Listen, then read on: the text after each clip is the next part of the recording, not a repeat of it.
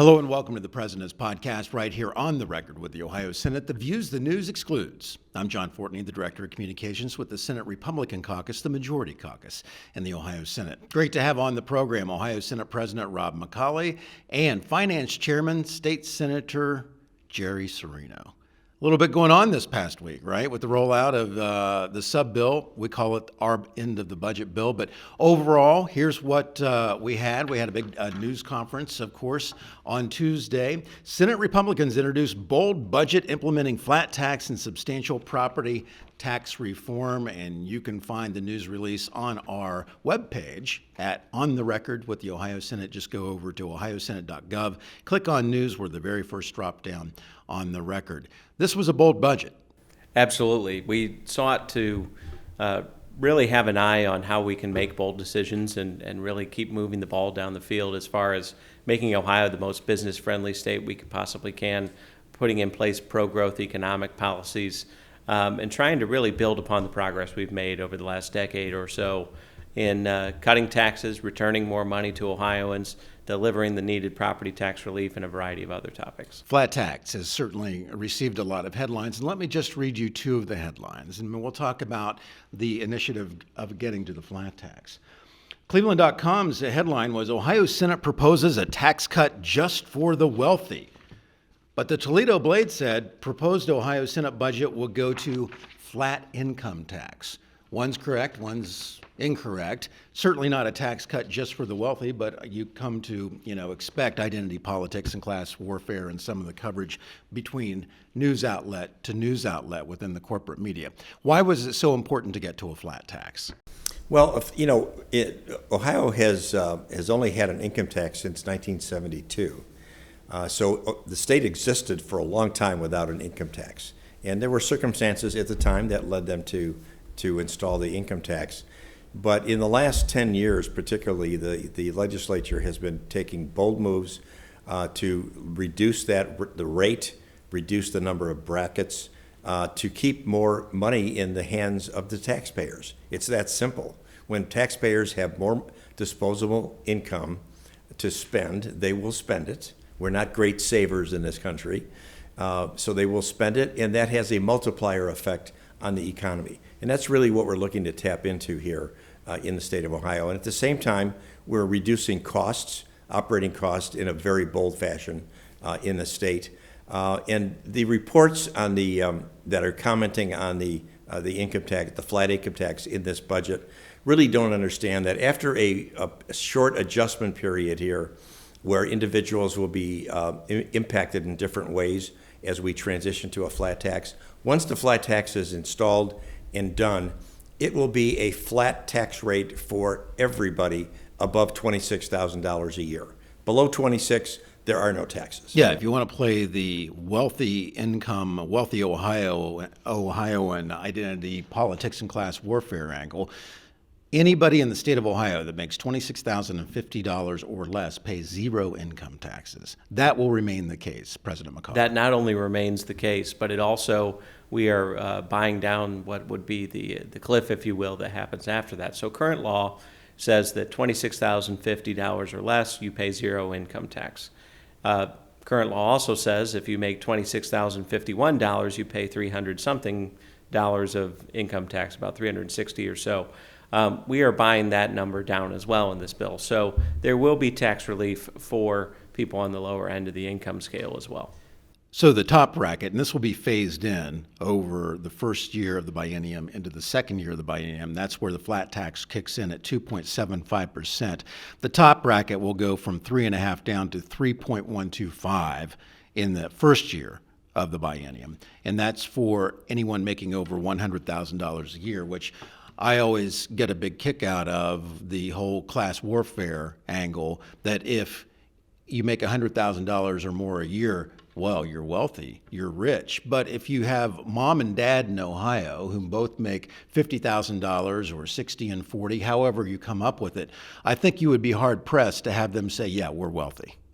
Yeah, I think there should be a recognition that while $100,000 is a lot of money to a lot of people, $100,000 isn't what it used to be after the record inflation that we've seen over the last 4 years or so during the Biden administration. And so, and also inherently, as we have eliminated brackets throughout the course of our journey over the last 10 years to reduce the tax burden on Ohioans, inherently we were going to wind up at this spot eventually where we were only going to have 2 brackets left.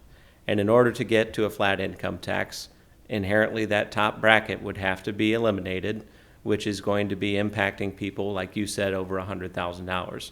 But on a going forward basis, every single income tax cut, once there's only 1 bracket left, will impact every single Ohioan equally. Equally. Isn't it interesting that over the last 10 years as well, where we've gone from 9 brackets and then reduced it down to, I think, 5, and now the 2 that we have under the budget that is about to expire before we go to the flat tax plan? Isn't it interesting how the state didn't go bankrupt, that revenues were still coming in? I mean, that's an important point to make. Right, and I think the economic model suggests that lowering taxes actually increases revenue into the state on an overall basis, because a healthy, vibrant, growing economy is going to produce revenues from a number of different sources, and we want to get those from the open market, and so that's one of the reasons why we feel it's so important to get to a flat tax. Also, a lot of tax reform in the form of property tax reform, something that just about every member of the General Assembly has heard from a constituent or two.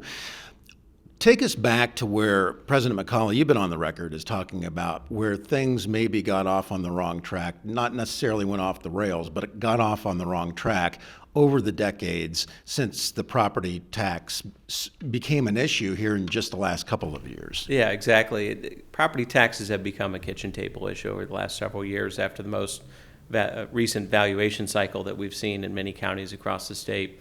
And when there's a kitchen table issue, it is our duty to react quickly and react accordingly to that kitchen table issue. So a brief history about how we got to this point. There was an amendment to our Constitution that allowed decades ago for a tax to be levied on property in the state of Ohio. You have, of course, your inside millage and your outside millage, your 20 mil floor, et cetera, all of those things that make this thing kind of complicated. But a mill is $1 for every $1,000 of assessed value. Your assessed value is 35% of your market value. So on a $100,000 home, your assessed value is going to be $35,000. So the way that this works is you had your 10 inside mills. So you would have $10 for every $1,000 that would be levied across the board and would be split among local political subdivisions. Those inside mills, as the thousands of dollars of valuations would grow, the inside mills would be inflationary. However, outside millage that was outside of that 10 inside mills was supposed to be anti-inflationary. And so if your 10 inside mills, if you were a political subdivision who received money from it, if you were generating $1 million of revenue from those 10 inside mills, and you had a levy outside that was for an additional $500,000, and a revaluation occurred that said your 10 mills is now worth $1.2 million, you were only supposed to collect the $1.5 million. You didn't get to collect the $500,000 on top of the 1.2. You would still only collect your additional $300,000 to get to the 1.5 million number that you were already at. That was the anti-inflationary element of it. Fast forward several years later, the 20 mil floor was enacted for our school districts, whereby school districts each would get 20 mils at the very least, but the same would apply. You would be at the 20 mil floor if the valuation of 20 mils increased and you were at the floor, you would go up a little bit. If you had millage on top of the 20 mil floor and the 20 mil valuation increased, you wouldn't get an increase, provided that your increase didn't eat up the entire amount of the amount that you were collecting on top of the 20 mil floor. This has changed an awful lot over the past several decades, where the legislature has, probably not in recent times, but in times in the past, probably 20, 30 years ago, started allowing for exceptions on the 20 mil floor calculation. So now you have school districts primarily, which receive about 70% of the property taxes collected, go to the local school district. You have school districts primarily that may be receiving that $1 million number at the 20 mil floor and collecting $500,000 on top of it. Well, the 20 mil valuation goes up to 1.2 million. they still collect the $500,000 on top of it, and including some inflation. So they're getting a double dip of an inflationary increase that was not supposed to be the way that this thing worked. Took a lot of people by surprise, certainly. Was something that you wanted to follow up on those? Well, no, the property tax issue is very complex, and as the president just went through that, these are very difficult things for the average voter to understand and appreciate. But I think the point I was going to make is that, unfortunately, a lot of people in our state think that the state legislature has got a silver bullet to eliminate all of their concerns and the pain that they're feeling, many of them, for higher valuations and thus higher property taxes. And it's not as simple as that. And we are already, with the rollback, we are already paying really 12% of people's property taxes from the state's budget. Okay, people don't realize that, and I tell people that all the time. They have no idea. But the solution to dealing with the property tax challenges right now is got to be it's like a multi-variable equation, because you've got the schools, which are 70% plus of our property taxes, and so when I have people complain about property taxes, and I ask them, have you voted for your school levies? And the answer is yes, we have. Well, you're voting to increase your property taxes, depending on where you live, to some extent. And so we can provide some relief in our budget that we accepted yesterday in our sub-bill. We have a number of different solutions that deal with the school systems and how they operate, how they deal with money that they have left over in their operating funds. We increased a homestead exemption by $50 million for those that are most vulnerable to property value and tax increases. We're doing a lot of things to increase transparency in the school systems. We're forcing the transparency issue in our budget bill. Yeah, that's really important. And one of the things, too, that I thought was really monumental within the property tax policy discussion was our substitute bill. The Senate substitute bill bans new replacement and new emergency levies. Why is that important? Well, I think we've had conversations before about replacement levies, and that people confuse them in some cases with renewal levies that would be at the same dollar amount or the same millage. Replacement levies oftentimes are at higher dollar amounts, and in some cases they also are exempt from the 20 mil floor calculation. And so we would be eliminating that. Emergency levies are something that have been misused for quite some time by school districts. Interesting how they turn into a permanent levy after a while. Well, emergency levies can go on for 5 or 10 years, and oddly enough, there are very few qualifiers to even put an emergency levy on the ballot. There are a number of school districts that I've talked to that have had emergency levies on the ballot for almost 40 years. What emergency lasts 40 years? I'm not really sure. I think in many cases, the school districts were putting them on because they realized they were more likely to get passed if they called them an emergency. And they were also putting them on because they realized they didn't count towards the 20 mil floor calculation. So you would get, if you put those emergency levies on, you would get your double dip of inflationary increase, even though you were collecting well above the 20 mil floor amount. We talked about transparency as well, that when you will be reviewing, when you would go to the ballot and you'd be trying to review whatever the levy request was, and then, well, what's a mill? As President McColley just described what a mill is, it raises $1 per every $1,000 of valuation, but it can be very lengthy, verbose, hard to follow. This bill actually provides transparency in describing exactly what the cost of the levy would be on a basic $100,000 home. Yes. Straightforward language. Straightforward language, because, look, we've all gone to the ballot box and seen levy language that says it's adding 3.5 mils to your property tax liability. Many people, myself included, would go into the ballot box and say, how's that really going to impact me? What's the dollar amount as it's going to impact my home? We also would see people referencing assessed value and whatnot.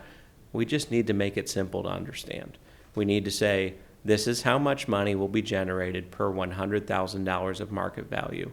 So somebody can go in and say, my house is worth $200,000 or $300,000 or $400,000. simple multiplier that says if it's going to generate $150 of extra property taxes for every $100,000 of value, I'm in a $200,000 home, that's another $300. Then I can make my decision as to whether I want to support it. One of the other big issues that was a shocker to a lot of people and finally got some of the media to report it, that at the end of the current fiscal year or last fiscal year, there is a 5-year forecast that school districts around Ohio have to file with the Department of Education and Workforce, and collectively there was a $10.5 billion cash carryover statewide for Ohio's 611 or 609 school systems. That is also being addressed within the property tax reform. How so? That is. So the House-passed version of the budget had a strict 30% carryover on general fund money, in that if you carried over more than 30%, you would, in essence, have to refund that money to the property taxpayers in your district. One thing we found, especially for smaller school districts, is that 30% probably was a number that was too low because it didn't accommodate for unanticipated expenses if your boiler goes out in an old building or you need to replace a roof, things of that nature that could put a district in a tight spot. We decided 50% was a better number to accommodate for those types of unanticipated expenses, but also acknowledging that there are a number of districts out there that are responsibly managing their budget without going back to the voters, without asking for additional millage, who are using the funds that they have to pay their existing debt service and to maintain their building without having to go back to the voters. And so we have a spillover amount over and above that 50% that can go into a capital account, provided that it's spent within 3 years. And if you have a 100% cash carryover, this would preclude them from running a new levy. Absolutely. If you have over 100% in all of your funds cumulatively, then you would be prevented from adding additional millage on the taxpayers. Also, the County Budget Commission, they have power as well, or the commission would have power to say, no, there's a way to reduce property taxes. This is our effort to try to help localize decision-making. And the budget commissions are elected county officials. And by the way, we put the prosecutor back into the budget commission. It's the auditor, treasurer, and prosecutor. There was a move to remove the prosecutor, replace that person with the president of the county commissioners. We don't like that idea, so we in our bill we restore the language to have the prosecutor sit on that. And in some counties, the budget commissions have been active, but in many they have not been active. But they are elected officials. They're closest to the school systems than we certainly can be here at the state. And you know what we're doing is saying, look, the better decisions can be made locally, the better off the school system's going to be. And you know they're going to be the ones who are going to adjudicate the issue of how much of the overages that are being they're seeing from collections on levies can be used to reduce taxes for the citizens in that school district. And I think that's a great move in our budget, and it's not only transparency, it's more local control, and we think it's going to result in lowering taxes in the district. And you would think that a lot of the school systems would be losing their minds over, well, what are you doing? You're trying to limit us in addressing property tax reform. But the last 2 years of the so-called Fair School Funding Plan is also being implemented under the substitute budget bill that the Senate has presented and rolled out this week. And it provides an additional $633 million investment on top of what the outgoing budget provided. How important was that? Well, it was extremely important for us to continue to implement the formula. This is something that the school districts have constantly been asking for, is allow the formula to work, allow the formula to continue to be implemented. Many of our caucus members felt the same way, is that let's allow the formula to continue to be implemented. So we put an additional $633 million over biennium investment into the budget. Now, that's on top of the $1 billion increases we've done in each of the previous two 2-year budgets. And so over the past 6 years or so, and not even counting the increases before then, but over the past 6 years or so, that's another $2.6 billion, roughly, that has been poured into the public school funding formula. And oh, by the way, there's also language within the budget bill that talks about districts, results matter, and if you're doing well, if you're a 4 or 5 star, or you're showing continuous improvement, there's also additional money in it for you. Yeah, that was another conversation that our members had as well about we want to see more performance measures in the funding formula. We've been throwing more and more money into the public school funding formula, arguably not getting any better results. So maybe there's a carrot approach that we can throw out there to say, if you're a 4 or 5 star or 4 star above school district on the performance overall rating, you'll get an additional supplement to your funding. Or even if you are not a 4 star above school district, but you're showing progress and growth at a 3 star above rating and showing improvement within your school district, you'll also get a supplement. And we've also accounted in our plan to reward and recognize growing enrollments as well. So we think, and I'll tell you, I've gotten calls from some very large school superintendents organizations in my district that are very, very happy with the plan that the Senate rolled out yesterday. We had a couple of people testify in the Senate Finance Committee earlier today. They were also very appreciative of the plan. They like the funding plan. They like our adjustments to the cap. And I think we've arrived at a good place. And no district gets less than what they got in FY21. That's correct. Correct. You may not get what you got in the outgoing budget, but you won't get any less than FY21.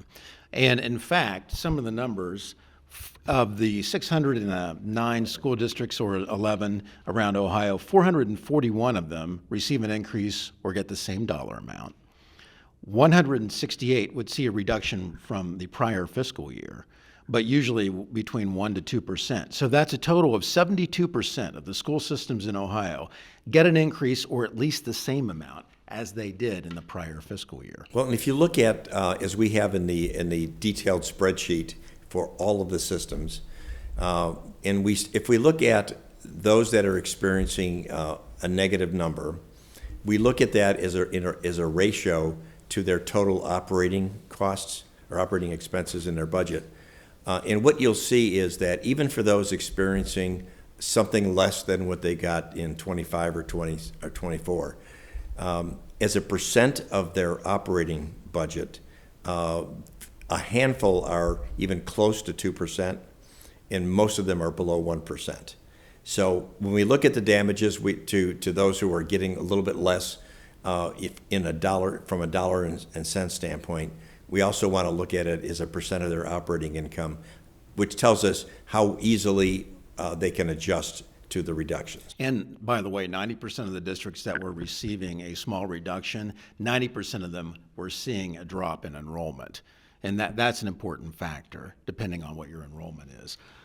Visionary economic development driver leveraging professional sports. That was the title of our headline for what a lot of people are saying, what are you going to do for the Cleveland Browns Stadium? What are you doing? The governor had an idea, the House had an idea, and it was really interesting, the coverage when the plan rolled out. We call it the SCF, and people were saying, at least from the corporate media that covered the news conference, surprise play calling, out-of-the-box thinking. Tell me about what the SCF and what the plan is to leverage the economic development driver that is professional sports in Ohio. My favorite one was that the Senate called an audible. I really like that one. And look, let's start at the beginning.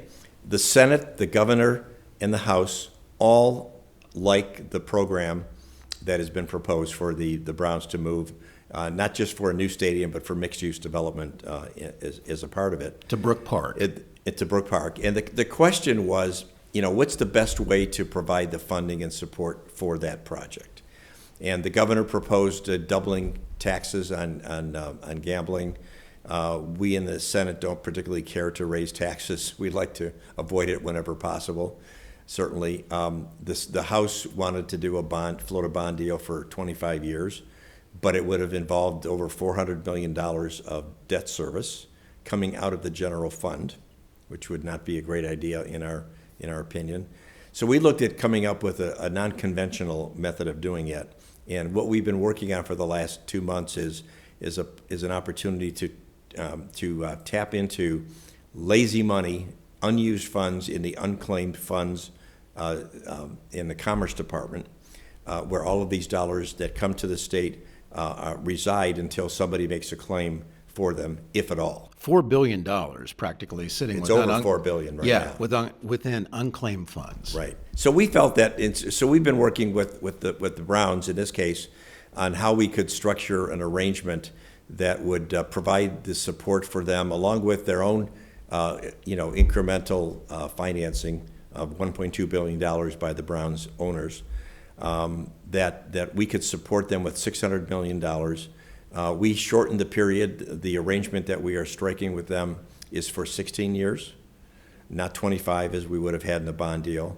And we are carefully looking at what are the annual incremental taxes that would come to the state through sales tax, income tax, and CAT. So in other words, that's the payoff for the state. Right. This is not a loan. This is to a the grant. Browns. This is a performance grant based upon and the performance that we want to see is the production of incremental taxes. Okay. In our plan, over 16 years, we would receive not only our $600 million of incremental taxes, but actually more than that because we have an inflator included in the targets for every year. So we would actually get probably close to $636 million of incremental taxes before we would get to that break-even point. And and again, you measure that over 4 times within the 16. Right. So every 4 years, it's important to say, well, are we meeting expectations? Right. We're going to have 4 true-ups in each of the 4 years, and we will be looking at those true-up periods, whether the actual incremental taxes match the forecast incremental taxes. If there's a gap, the Browns are putting up at first $50 million into an escrow account that will allow us to draw on if and when they fall short in any given year at the end of that 4-year period. And in addition, if that would happen to be exhausted, let's say after 2 of the 4-year true-ups, they are prepared to put in another $50 million through a line of credit that would be established at the beginning to be able to use for additional true-up adjustments that would have to be made. So that's a $100 million surety, basically, that's out there to protect the state from any shortfalls that may occur in incremental tax production. So this plan really does a lot in reducing the risk to the state of Ohio because, one, there's no debt service because there is no bond debt to service, correct? That is correct. So really what it comes down to is the state is virtually guaranteed to get its money back in this program that we've set up. In addition to that, after the true-up period has expired after 16 years, we have a perpetual stream of cash flow that's going to continue to come to the benefit of the state of Ohio and our general revenue fund.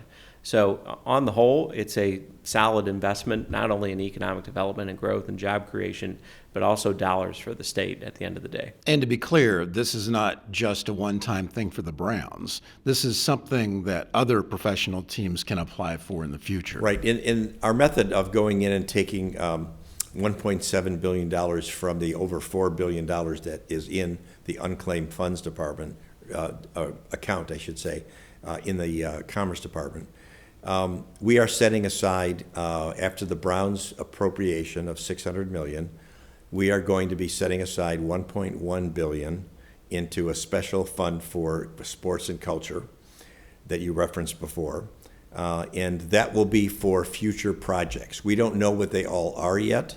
They will all be different. Sometimes there will be new facilities. Sometimes there will be enhancements to existing facilities. Could be any number of things.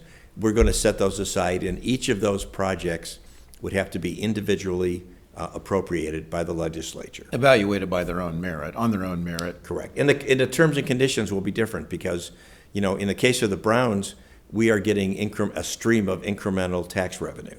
Okay, if somebody wants to just improve their stadium, but not really changing anything else, that's an entirely different kind of program, and we would structure it differently for them. But what about my unclaimed funds? I mean, are you just taking that money away? I think that's an important thing to understand here, President McColley, about what the message is to people who may be owed unclaimed funds. These are not state GRF tax dollars. These are not tax dollars. These are funds that reverted to the state as part of the law that people may apply to recover. That is correct. So unclaimed funds has been around for some time, and frankly, there has never really been a process for the money to formally become the property of the state through an escheatment process. But traditionally, we have borrowed money out of the unclaimed funds to fund various priorities of the state over the course of time. More money comes into the fund every year than is claimed out of the fund. That's why the balance is now over $4 billion that are sitting in the unclaimed funds.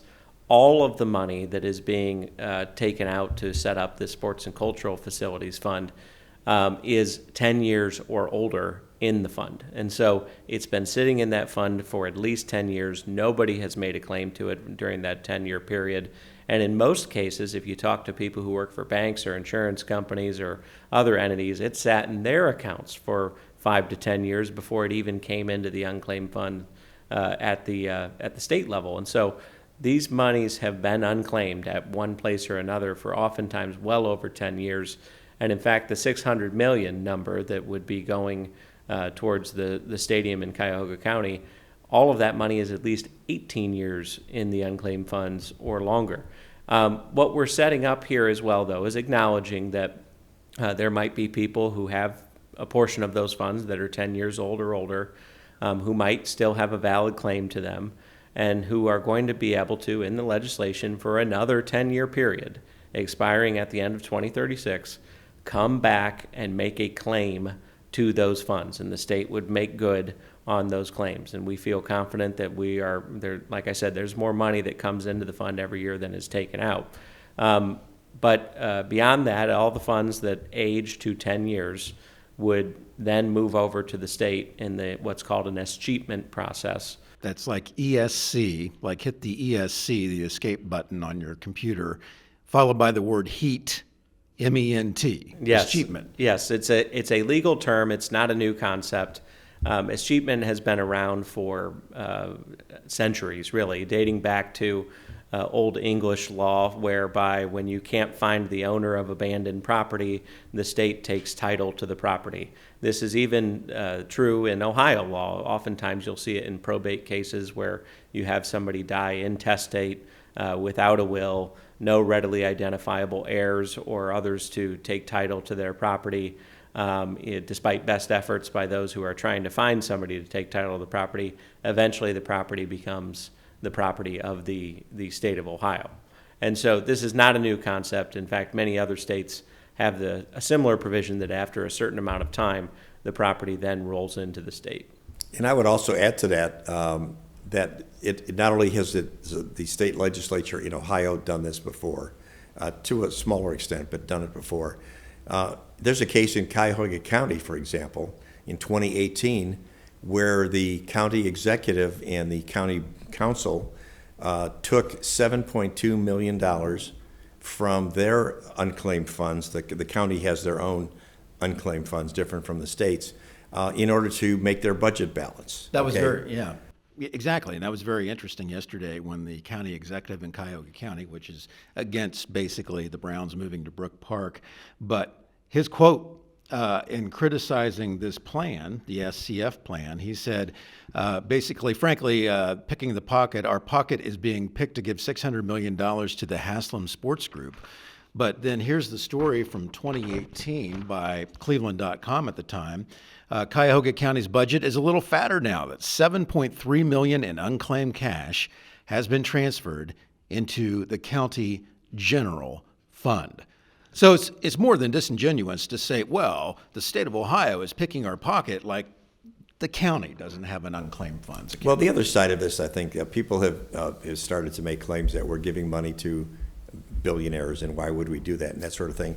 Look, if you look at it through the lens of economic development, there are so many precedents out there of states and local governments who provide financial incentives of a variety of types in order to entice companies to move here or to entice companies that are here to expand here.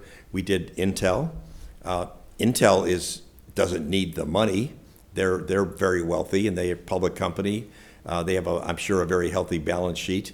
Yet we provided incentives for them to get them to come here and invest billions of their own dollars into the Ohio economy, right? We have Honda. We have many examples where either it's tax exemptions or any kind of other incentive that might be available if they're creating jobs, et cetera. This is the same thing. So the fact that the NFL team owners are billionaires, I think probably every single one of the NFL team owners are billionaires. This is not something that is extraordinary. It is something that we use as a tool to entice investment in our great state. And that's what this project is all about. And also making sure that we're not just giving tax exemptions away to organizations that don't need it. That was also something that was considered within this budget, including some of the major projects where for a long time there had been an exemption on sales tax on equipment or supplies used to build some of these facilities. Why was it important to review those? Tax expenditures that some groups enjoy in many cases to the exclusion of others. When this happens, typically the expenditures pile up over the course of time. It costs the state tax revenue. If we're saying you no longer have to pay this tax revenue, we're foregoing that revenue into the state's coffers.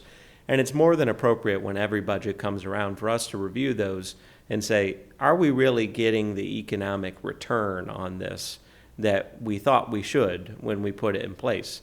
Or is the economic activity going to happen regardless of whether there is a credit or a deduction available to this group? And in many cases, as we have looked at that, some of the changes we've made in this budget were a result of us saying, no, we think the economic activity is going to continue unimpeded in large part, regardless of whether we have this tax expenditure, and therefore we should take a look at repealing it.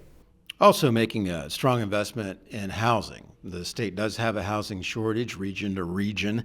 Housing, $100 million commitment to housing. 90 and 10. So the RED program invests $10 million into residential economic development in more metropolitan areas where some of these mega sites are coming in. Important for that to consider. It wasn't that Senator Michelle Reynolds's? Yeah, Senator Michelle Reynolds has been working on this for some time. What we're realizing is that one of the biggest barriers to entry to getting more housing built in this state is oftentimes our local governments. Our local governments either are taking far too long to approve plans or change their zoning code or do whatever it is that they need to do to allow for the housing to be built. Her program, the Residential Economic Development District Plan, basically says if you are a local government within a certain radius of a mega project and you need help to streamline your zoning code or to beef up your approval process to get homes built quicker, in exchange for our resources to help facilitate that, you're agreeing that you're going to allow for more housing density and you're going to allow for single-family homes so people can hopefully have owner-occupied homes throughout those developments. This is something we feel will hopefully incentivize some best practices to get more homes built, particularly in areas where they're seeing significant economic development and the need for more housing. And also one of the things that we heard during the special committee, the Select Committee on Housing that traveled around the state, was that in rural areas in Appalachia, just based on topography, it's difficult to get companies to come in and want to do the construction for housing. And there is I believe it was a $90 million investment. In this case, it was a revolving loan fund. So what we're seeing and hearing from home builders oftentimes is you'll ask them the question, why are you building subdivisions in suburbs of these big cities, but you're not building subdivisions in these rural communities? Oftentimes what they will tell you is the regulation and the cost has gotten so burdensome that in order for me to break even in some of these communities, I need to build 60 to 80 homes. Those communities don't have the demand to be able to buy up 60 to 80 homes in a short amount of time. One of the major cost drivers for these developers is oftentimes they're the ones responsible for putting in the roads, the sewer systems, all of the publicly owned infrastructure that will go along with a new subdivision. And that is something that oftentimes drives their cost, and they're seeking to go to areas where they're going to get a higher margin, aka many of the suburban areas. And so what the program is aimed at doing is providing loans to local governments to then go and put this infrastructure that they're going to own eventually in themselves. That way it doesn't fall on the shoulders of the developer, hopefully allowing the developer to come in, be able to build whatever amount of homes that the market will actually tolerate, and be able to offer them at a market price to offer more single-family homes in these rural areas. We, in addition to that, we also have some behavioral things we're looking to change within those the details of the grants or the revolving loans.